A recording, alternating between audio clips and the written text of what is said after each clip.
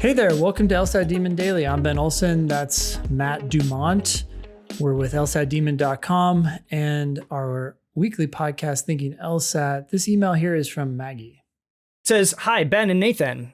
Do the students who receive full ride scholarship offers to certain schools typically fall in the school's 75th percentile or above range in terms of LSAT and GPA?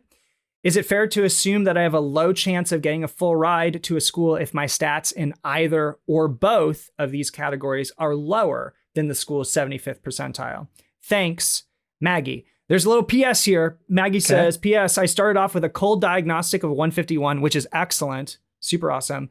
Just PT'd a 167 after 3 months of studying, all thanks to the demon. Hashtag praise the demon. Very cool. That's amazing, Maggie. Congratulations, first off, for that huge improvement. Sky's the limit.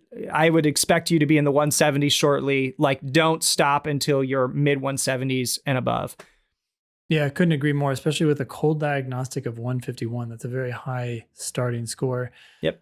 Maggie, generally speaking, yeah, the higher your LSAT and GPA relative to the 75th percentile is going to increase your chances of scholarships. But you got to realize too that every school is different here. Some schools are giving scholarships to a third of their class.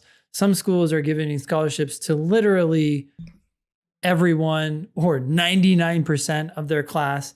Yep. And so as you can imagine, if the scholarships are distributed over a larger portion of the class, then what is it going to take to get a full ride is going to drop with that, right? So in some cases, you're going to have to be above the 75th percentile. In other cases, you're just going to have to be above the 50th percentile.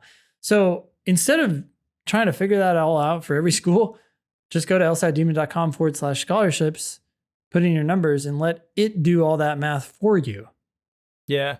Maybe I'm missing something here, but no, I think all that tracks. I think it also depends what schools you're looking at. If you're looking at like the top of the top, Yale gets a lot of people that have a 4.0 and above and like a 175 and above. And so and Yale doesn't even offer scholarships in this way. So it's like, maybe I'll use Chicago instead. Chicago's a better example because they do merit scholarships. So Chicago probably gets a lot of people that are close to 4.0 and a 175 or above. And so if you don't have both of those things, they have plenty of people who do. One thing that is interesting is when we were looking at those charts on LSD what is it? LSD.law? It's LSD.law, which I always thought was funny. Like LSD. Yeah. Okay, so if you go to law school data, which is lsd.law, you can look at charts and you can clearly see these 90-degree angles that are centered around the median GPA and the median LSAT. And it shows that for some schools, as long as you're above the 50th percentile, as long as you're above the median for the LSAT or the GPA, they're going to admit you, even if your other number is way below that median. So It really just depends on the school. Maggie, I think your easiest bet here is just go to the scholarship estimator, figure it out from there. Cool. Email daily@lsatdemon.com if you'd like to ask us a question or share some LSAT or law school admissions news. Thanks for listening.